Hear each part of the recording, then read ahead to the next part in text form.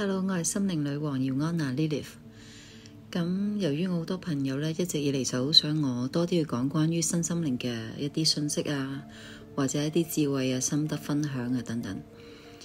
咁過去我一直都係比較少去做呢件事嘅，比較係有限量嘅輸出，係因為我修行超過幾十年啦。咁其實當中有好多過程啦，同埋好多真相呢，其實就唔係話普通一個狀態嘅人都會能夠理解、消化同接受得到，所以我為咗唔想製造太多嘅衝突啦，咁所以我就過去都係比較低調啦，盡量唔講唔分享。咁但係我嚟緊下個月5月啦，我就將面對我嘅50歲嘅生日啦。50歲係一個真係一個成熟嘅階段啦，亦都代表智慧嘅階段。咁我都明白而家嘅大環境啦，好多時候所謂嘅末世啊，所謂嘅啲人好擔心咩九運啊嗰啲咁嘅嘢啦。咁所以我又覺得可能都係時候啦。如果唔係，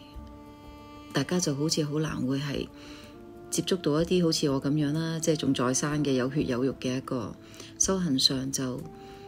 鑽研咗好多年嘅人啦。咁我講嘅未必係啱嘅，但係我相信都可能會幫到一部分嘅人，會有啲啟發啦嚇，有啲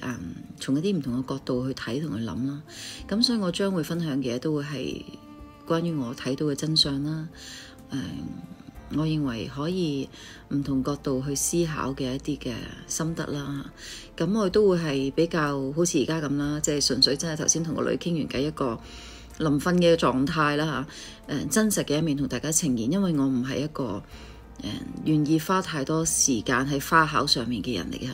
我係比較實事求是嘅嚇，所以我鍾意就係